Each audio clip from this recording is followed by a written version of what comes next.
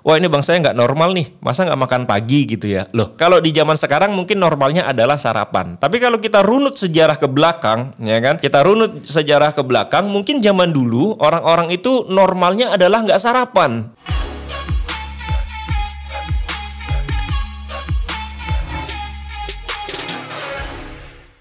Bismillahirrahmanirrahim. Assalamualaikum warahmatullahi wabarakatuh. Teman-teman selamat pagi. Ya ini saya habis fitness, jadi kalau agak kucel mohon dimaklumi ya. Teman-teman kemarin saya ketemu seorang kawan yang sudah lama tidak bertemu ya. Ketika saya lagi nyetir mobil, lalu kemudian saya lihat dia dari belakang tuh ya, ada orang jalan gitu kelihatan dari belakang. Cuma karena dulu kita cukup akrab, jadi saya udah tahu nih gerak-geriknya kayak ketika dia jalan, kemudian dari belakang itu looks-nya kelihatan seperti siapa. Kita kan kalau kenal sama orang dan kita memang akrab sama orang itu, bahkan ketika dia jalan kita lihat dari belakang pun kita tahu bahwa itu adalah si A. Ketika kemarin saya lagi nyetir mobil begitu gitu. Jadi pas saya lagi nyetir saya lihat itu kayaknya si A deh gitu ya. Lalu saya melipir pelan-pelan, deketin ketika sudah di sampingnya mobil saya.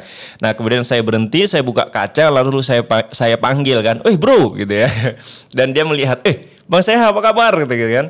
"Alhamdulillah baik." Nah, kemudian kita bertanya kabar, kemudian saya tanya, "Lagi apa nih?" gitu ya. Lalu beliau bilang katanya lagi jalan olahraga gitu ya. Lalu saya bilang, "Kayaknya agak kurusan ya," gitu ya. "Kayaknya agak kurusan dan tumben-tumben nih olahraga. Biasanya kan dulu ketika kenal itu bisa dibilang jarang olahraga lah gitu ya." Lalu dia bilang cuma ya lagi pengen ngurangin gula aja katanya gitu ya. Nah ketika dia bilang katanya pengen ngurangi gula, lalu kemudian saya iseng aja bertanya kan, karena dulu saya tahu beliau itu gendut, kemudian jarang olahraga, lalu ya biasanya kalau yang gendut, jarang olahraga, makannya juga banyak, cemilannya banyak, maka kita khawatir takutnya terjadi diabetes yang tipe 2, yaitu resistensi insulin. Nah kemudian ketika saya tanya, emang kenapa, gula darahnya berapa gitu ya, diabetes atau gimana gitu. Kemudian beliau bercerita bahwa iya benar, bahwa beliau sudah didiagnosa menderita diabetes dan gula darahnya itu mencapai 400-an. Wow. Dan usianya masih 30-an teman-teman. Usianya masih 30 tahunan. Artinya ya seusia saya lah, nggak jauh beda. Tapi beliau kemudian dilalahnya, qadarullahnya sudah menderita diabetes. Kemudian saya bilang, terus gimana sekarang konsumsinya, makanannya gimana gitu ya. Lalu beliau bilang ya sekarang sudah turun tapi masih 200-an katanya. Masih 200-an gulanya, dan beliau cuma bilang katanya masih mengurangi saja. Jadi masih makan nasi dikurangi, kemudian biasanya nyemil sekarang enggak gitu. Biasanya minum manis sekarang enggak, tapi masih mengkonsumsi kayak nasi, ubi-ubian gitu-gitulah. Yang kalau memang makanan itu masuk ke dalam tubuhnya, kemudian akan meningkatkan gula darah. Jadi yang meningkatkan gula darah itu nggak hanya gula ya teman-teman, tapi adalah misalkan kita makan nasi, maka nasi itu nanti lama-kelamaan dipecah menjadi glukosa, akan menaikkan kadar gula darah. Lalu misalkan kita makan buah-buahan, durian misalkan, atau mangga yang manis atau rambutan, maka nanti masuk ke dalam tubuh, walaupun dia bentuknya adalah gula alami atau fruktosa, dia akan tetap menaikkan gula darah kita. Kalau kita misalkan konsumsi madu memang bagus, kata Rasulullah juga memang bagus, tapi ingat ketika sudah diabetes maka minum madu akan naikin kadar gula darah. Nah beliau itu masih semuanya, tapi semuanya dikurangi. Kenapa saya berani bilang seperti ini? Karena dulu ketika orang tua saya diabetes juga saya ngelihat gitu ya, kata dokter kalau makan nasi dikurangi aja, misalkan sekali makan 100 gram saja atau kurang. Tidak boleh makan rambutan, kata dokter. Kalau mau makan rambutan cukup 1, 2 atau pokoknya intinya 1 atau 2 saja. Tidak boleh makan durian misalkan. Kalau mau makan roti misalkan makan rotinya 1 slice saja ya, yang roti tawar itu. Kemudian buah-buahan kayak mangga nggak usah dimakan lagi gitu. Artinya adalah memang benar, gula itu yang ada di buah-buahan itu gula alami Bang Seha. Masa nggak boleh juga? Ya, kalau memang sudah diabetes buktinya emang nggak boleh gitu loh. Tapi kalau yang masih sehat, kalau yang masih sehat itu pilihan hidup masing-masing. Ya, saya masih sehat mau makan buah-buahan ya monggo. Saya masih sehat mau makan nasi banyak-banyak ya monggo. Saya masih sehat mau konsumsi ini ya monggo. Nah, pilihan saya memang selama ini tidak makan nasi, kemudian tidak makan buah-buahan yang manis. Jadi saya tetap makan makan buah-buahan seperti alpukat, strawberry ya, yang beri-berian itu masih boleh kalau di ketofastosis karena ketika masuk ke dalam tubuh dia tidak secara signifikan naikin gula darah. Dan itu pun kita makannya secukupnya saja, tidak banyak-banyak gitu loh. Ya, nah ini adalah pilihan hidup. Lalu saya bilang ke teman saya kan, nggak coba nih, misalkan nggak makan nasi atau apa gitu. Cuma kata beliau adalah belum sampai ke sana lah, masih mengurangi saja. Katanya begitu. Kemudian beliau ngelihat badan saya kan, lihat badan saya waktu itu. Kemudian badan saya kan memang alhamdulillah sudah lemaknya sudah jauh berkurang. Kemudian ototnya juga sekarang udah mulai kebentuk lagi gitu ya.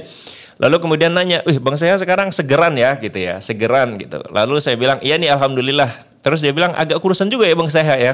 Terus saya bilang, iya saya sudah turun 17 kilo. Nah dia nanya, gimana caranya? Lalu saya ceritakan bahwa saya tidak makan nasi, tidak makan gula, tidak makan tepung. Dan tidak mengkonsumsi makanan atau minuman yang memang kalau masuk ke dalam tubuh akan naikin gula darah, itu nggak saya minum, nggak saya makan. Lalu beliau bilang, wah ekstrim ya gitu ya. Nah teman-teman, saya mau bahas itu ya.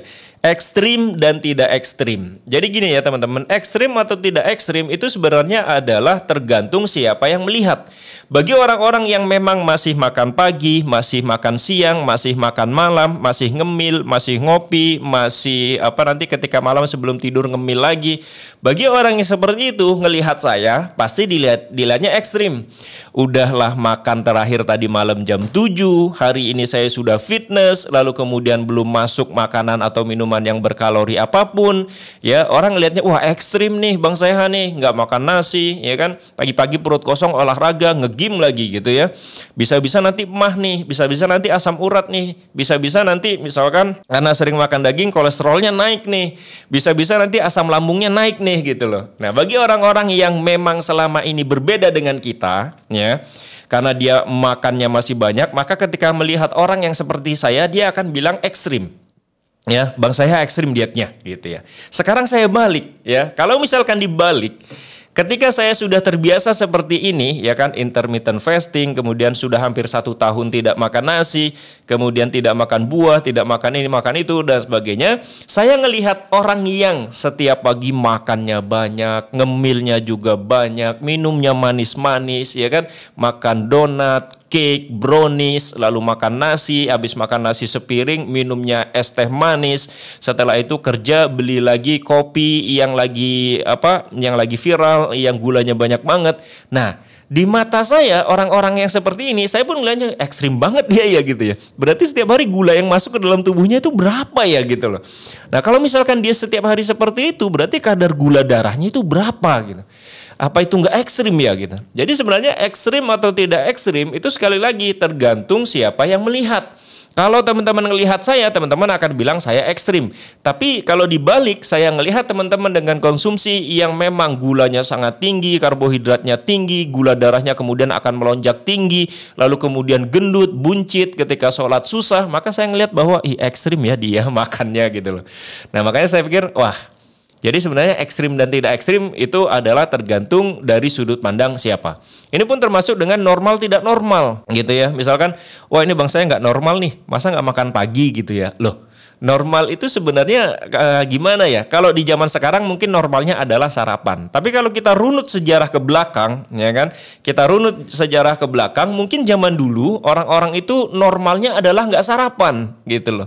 Jadi normal dan tidak normal itu sebenarnya tidak ada aturan bakunya juga atau tidak valid juga karena tergantung kita ngikutin literatur yang mana, kemudian kita percaya dengan yang mana. Nah, ini seperti itu ya, teman-teman.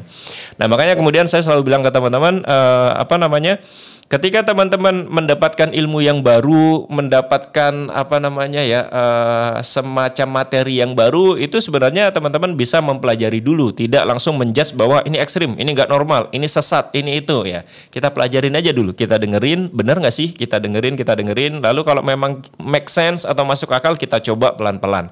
Kira-kira bagus nggak hasilnya buat kita? Kalau memang bagus ya nggak ada salahnya kita teruskan. Nah seperti itu ya teman-teman. Memang ketika saya ketemu teman, saya kemarin akhirnya merefleksi kepada diri saya sendiri ya, bahwa kalau misalkan selama ini kita tidak menjaga pola makan, maka kemudian nanti kita akan menuai hasilnya, terutama dengan penyakit-penyakit yang disebabkan oleh sindrom metabolik. Jadi teman-teman, ada penyakit yang memang disebabkan karena sindrom metabolik. Sindrom metabolik itu artinya penyakit-penyakit ini datang karena kita salah ya, salah makan gitu ya. Nah, seperti apa sindrom metabolik itu penyakitnya, kayak diabetes, asam urat itu juga termasuk sindrom metabolik gitu ya. Asam urat, jantung koroner itu bisa termasuk karena sindrom metabolik. Karena kita tinggi gula terus, lalu kemudian kolesterolnya juga tinggi, akhirnya terjadi penyumbatan dan kemudian terjadi jantung koroner.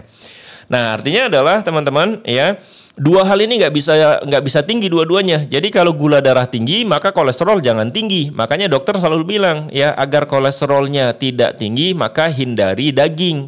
Karena di mata dokter kita masih makan nasi. Tapi kalau misalkan kita nggak makan karbohidrat, maka kolesterol tinggi nggak masalah. Jadi dua ini tidak boleh tinggi bersamaan, yaitu adalah kolesterol sama gula darah ya. Tapi kalau kolesterol tinggi gula darah rendah itu menjadi tidak masalah ya. Nah itu teman-teman ya, apa yang ingin saya sampaikan pada video kali ini. Saya merefleksi dari kemarin ketika ketemu teman lama yang sudah puluhan tahun nggak ketemu. Ketika ketemu ternyata dilalahnya qadarullahnya beliau sudah divonis diabetes dan sekarang sedang berusaha untuk menormalkan kembali gula darahnya dengan cara mengurangi makan, kemudian olahraga. Beliau kemudian berhasil turun berat badannya, tapi gula darahnya kemudian masih 200-an.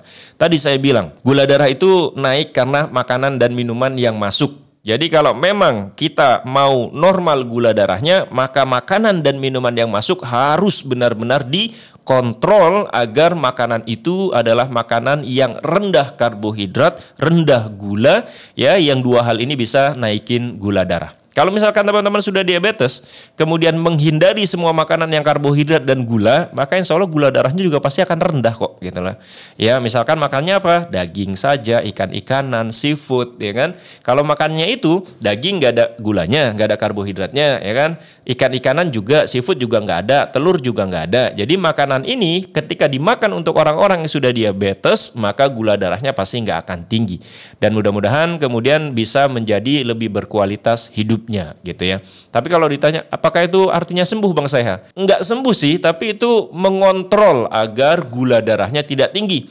Bukan berarti ketika sudah gula darahku normal, lalu kemudian minum kopi yang manis lagi, ya naik lagi lah gulanya. Enggak mungkin enggak naik gitu loh ya. Ini pelajaran buat saya pribadi agar terus bisa terus bisa menjaga makanan, minuman dan terus bisa berolahraga. Ya minimal olahraganya 30 sampai 40 menit saja. Terima kasih, semoga bermanfaat. Assalamualaikum warahmatullahi wabarakatuh. Bye-bye.